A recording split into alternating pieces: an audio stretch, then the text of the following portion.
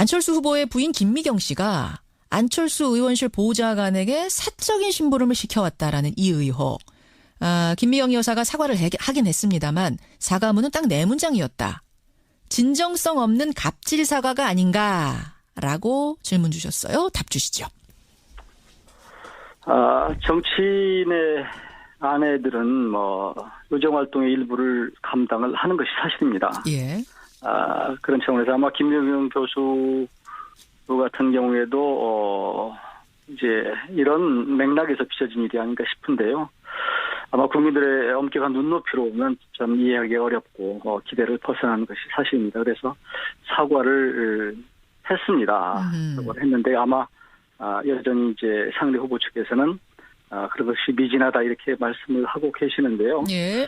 저는 그렇게 봅니다. 조금 전에도 이제 문 후보 측에 몇 가지 의혹들이 있음에도 불구하고 저는 문 후보 측에서 한 번도 사과한 적이 없는 것 같아요. 국민들이 그걸 수용하든 않든 간에 그나마 우리 이 쪽에서는 잘못된 것은 그래도 사과하는 모습 비해서 조금 다른 것이 아닌가 싶은데요.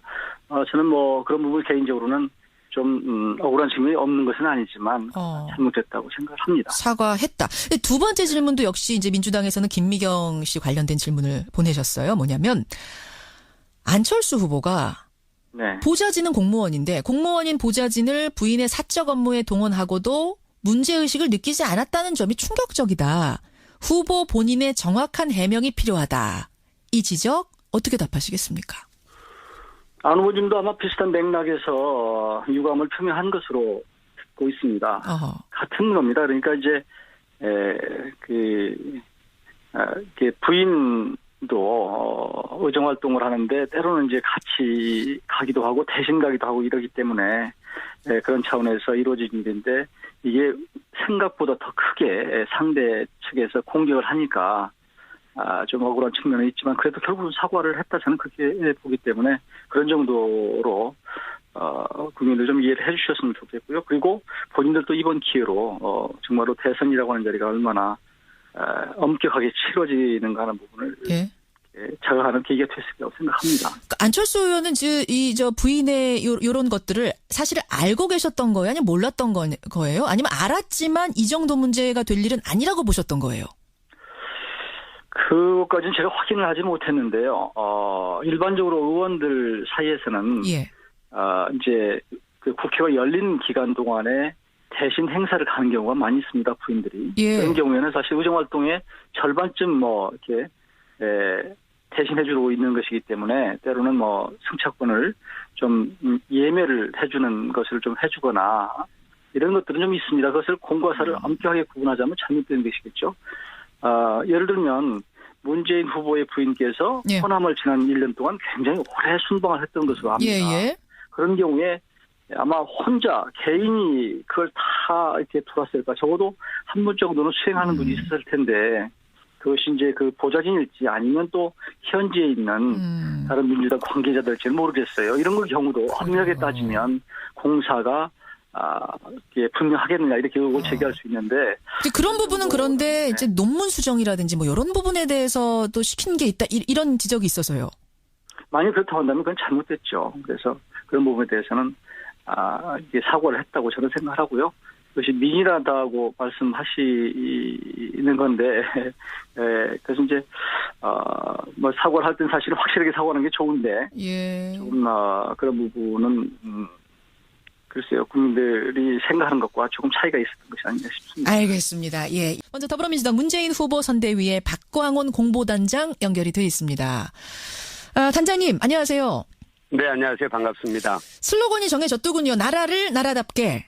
네네. 든든한 대통령 문재인. 든든한 대통령 문재인. 어떤 메시지를 전달하고 싶으셨던 거예요? 나라의 주인인 국민의 대통령이 되겠다. 주인인 국민을 하늘처럼 섬기는 대통령이 되겠다는 그런 뜻인데요. 첫 번째는 광화문 대통령입니다. 광화문 대통령은 국민들과 눈높이에서 소통하고 국민들의 편에 서겠다는 겁니다.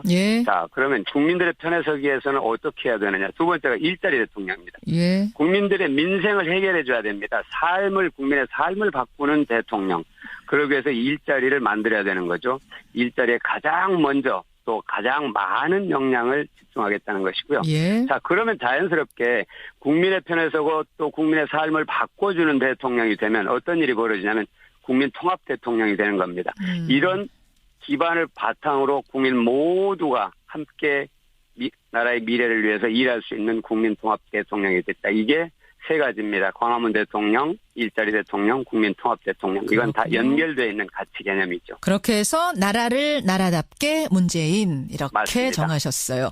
네네. 근데 사실 선거가 가까워지면서 주말 사이에 여러 가지 논란이 막 일제히 불거졌어요. 모든 캠프에서. 그중에서도 꼭 짚어봐야 할 의혹이 뭔가 저희가 문 캠프, 안 캠프에 똑같이 요청을 드렸습니다. 상대 네. 캠프에 던지는 질문 좀 주십시오 했더니 안철수 캠프에서는 이런 질문을 보내오셨어요. 네. 첫 번째는 이제 스탠딩 토론 문제인데 제가 그대로 읽겠습니다. 네. 지금은 봉합됐지만 문재인 후보 측은 TV 토론 협상 중에 나갔습니다. 의자 없으면 안 하겠다 하면서. 그런데 이 스탠딩 토론은 선관위 토론 중 5월 2일 또 한 차례 예정이 돼 있습니다.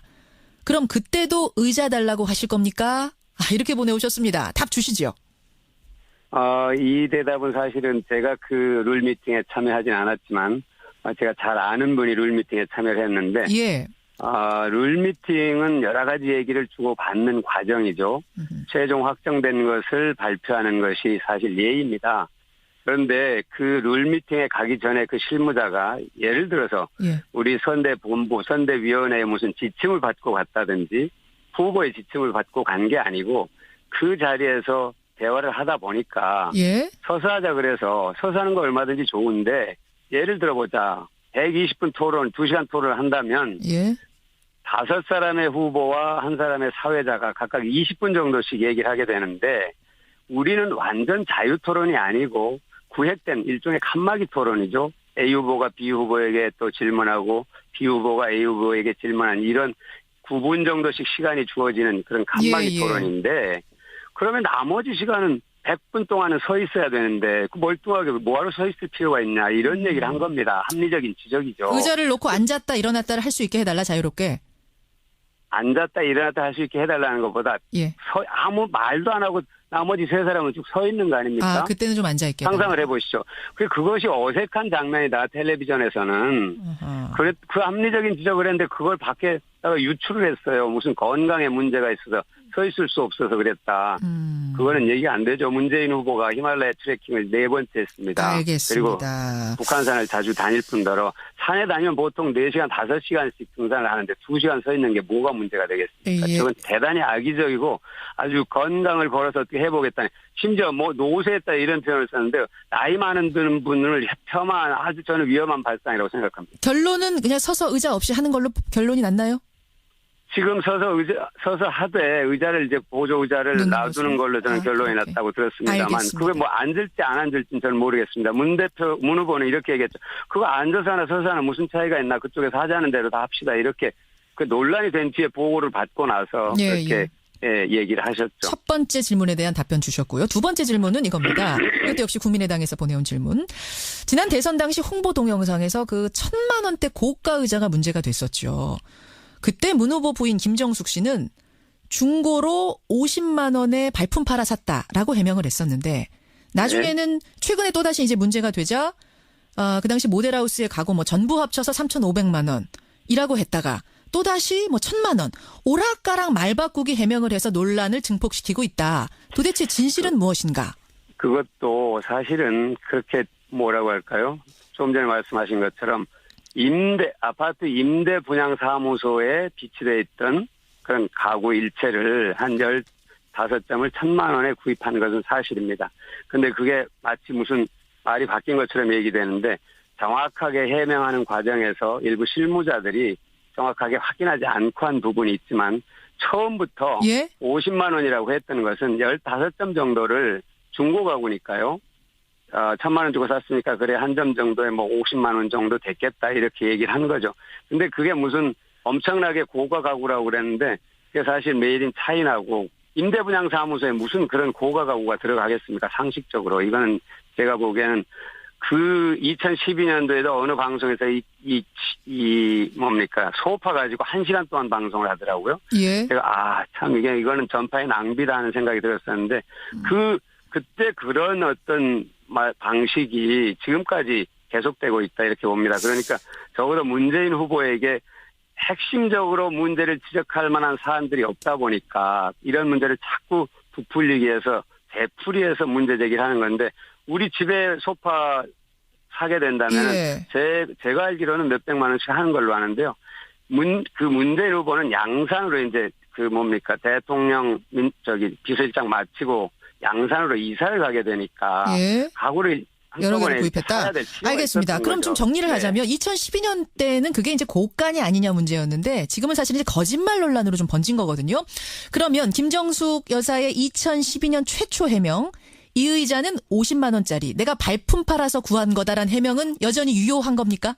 발품 팔았다는 표현 말이죠. 예. 자, 뭔가 우리가 그렇게 얘기를 하죠. 싼 물건이 어디 있나 없나 이렇게 알아봤다는 그런 표현이죠. 발품 내가 걸어다니고 한 것도 물론 다 들어가지만 그게 결국 그 지인으로부터 그 가구를 이제 임대분양 사무소에 있는 가구를 인수를 했는데 유효하다. 저는 그런 의미라고 생각합니다. 발품 팔았다는 거.